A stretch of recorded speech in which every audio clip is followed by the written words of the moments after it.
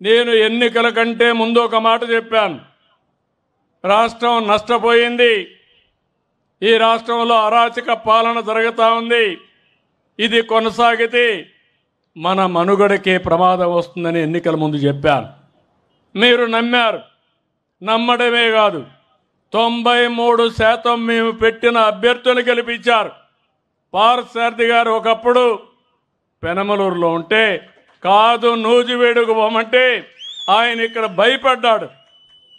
భయపడితే నేను అన్నా, పార్థసారథి గారు మీరు నిలబడండి, నూజివేడ ప్రజల మనసులు నాకు తెలుసు, బ్రహ్మాండమైన మెజార్టీతో మిమ్మల్ని గెలిపిస్తారని ఆ రోజే చెప్పాను. అదే మాట నిలబెట్టుకున్నారు. ఇప్పుడు పార్థసారథిని కూడా మీ ముందర అభినందిస్తున్నా. బాగా యాక్టివ్గా పనిచేస్తున్నాడు. మీలో ఒక్కడిగా కలిసి పనిచేస్తున్నాడు. దానికి అభినందనలు. ఇది చాలదు, ఇంకా నియోజకవర్గం వెనుకబడి ఉంది. మెట్ట ప్రాంతం అన్ని జిల్లాలో కూడా వెనుకబడి ఉంది. అన్ని విధాల అభివృద్ధి చేసే వరకు ప్రత్యేకమైన శ్రద్ధ పార్థసారథి గారు పెట్టాలి. ఆయనకు పూర్తిగా నేను అండగా ఉంటానని మీ అందరికీ హామీ ఇస్తున్నా. ఈరోజు మీరు ఒక్కసారి చూస్తే నేను అనేక సార్లు మీకు ఒక మాట చెప్పాను. ఎప్పుడు కూడా సంపద సృష్టించాలి, అభివృద్ధి చేయాలి, ఆదాయాన్ని పెంచాలి, మన పిల్లలకు ఉద్యోగ అవకాశాలు కల్పించాలి. మళ్ళీ ఆదాయాన్ని పెంచితే ప్రభుత్వానికి ఆదాయం పెరుగుతుంది.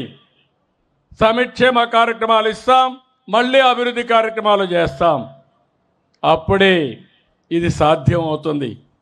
అప్పులు చేసి పంచితే, అప్పులు చేసి అవినీతి చేస్తే ఆ సమాజం మనుగడ సాధించలేదు. ఆ విషయమే నేను ఆ రోజు మీకు చెప్పాను. మీరు నమ్మారు. ఎవరిని పెడితే వాళ్ళందరినీ గెలిపించారు. నేను రాజకీయాల్లో 47 సంవత్సరాల నుంచి ఉన్నాను కానీ తెలుగుదేశం పార్టీ 42 సంవత్సరాల ఎన్నికలు చూశాను కానీ మొన్న చూసిన ఎన్నిక చరిత్రలో ఎప్పుడూ జరగని విజయాన్ని మీరు ఇచ్చారు. ఇది మేము ఎప్పుడూ మర్చిపోలేము. ఒకసారి అయితే అన్నీ చేయాలనే ఆశ ఉంది, కానీ గల్లా పెట్టి చూస్తే ఖాళీ అయిపోయింది. అప్పులు తేవాలంటే ఇచ్చేవాళ్ళు కూడా రావడం లేదు. కొన్ని నిబంధనలు ఉంటాయి. మీరు కూడా ఒకసారి ఆలోచించండి. మీ ఊర్లో ఎవరైనా డబ్బులు కావాలంటే పరపతి ఉంటే, డబ్బులు తిరిగి ఇస్తాడని నమ్మకం ఉంటే అప్పిస్తారు. లేకుంటే ఇస్తారమ్మా? మీకు ఇవ్వరు కదా. నా పరిస్థితి కూడా అదే. నా మీద నమ్మకం ఉంది, మళ్ళీ దీన్ని సరిపెడతాడని విశ్వాసం ఉంది. మీరు కూడా అదే ఆలోచించారు. ఒక మాటలో చెప్పాలంటే ముఖ్యమంత్రి పదవి నాకు కొత్త కాదు. 4వసారి ముఖ్యమంత్రి. సమైక్య ఆంధ్రప్రదేశ్లో అందరికంటే ఎక్కువ సార్లు ముఖ్యమంత్రిగా ఉన్నాను. ఆ రోజు నేను చేసిన పనులు చరిత్రలో శాశ్వతంగా మిగిలిపోతాయి. ఈరోజు హైదరాబాద్ పోయి చూస్తే ఎక్కడ అడుగు పెట్టినా నేను కనపడస్తాను. ఎందుకంటే దానికి కారణం చేసిన పని. ఎప్పుడో ప్రజల కోసం పనిచేశాడు. 200 సంవత్సరాల తర్వాత ఆయన గొప్పతనాన్ని మనం చెప్పుకుంటున్నాం. నేను కూడా అదే కోరిక ఉన్నా. నాకే ఆశలు కానీ ఆలోచనలు కానీ లేవు. మీ ప్రేమ కావాలి. మీరు గుర్తుపెట్టుకుంటే అదే చాలనుకొని మీకోసం రాత్రింబగళ్ళు పనిచేస్తున్నాను తప్ప ఇంకోటి కాదు.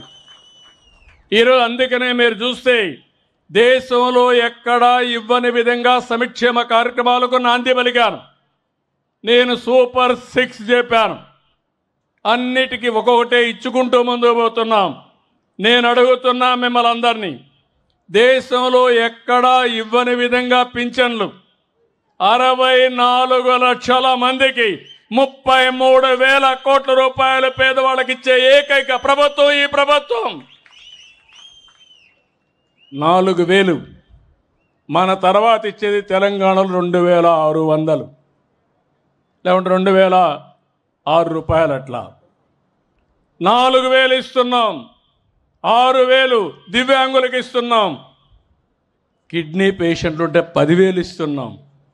మంచానికి పరిమితం అయితే మానవతా దృక్పథంతో 15,000 ఇస్తున్నాం.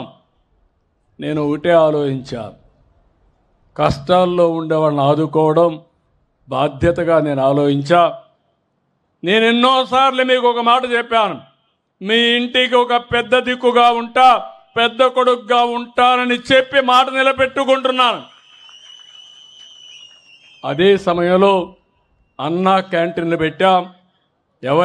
ఎవరికైనా ఆకలి అయితే అన్నా క్యాంటీన్ పోయి భోంచేసే పరిస్థితి వస్తుంది.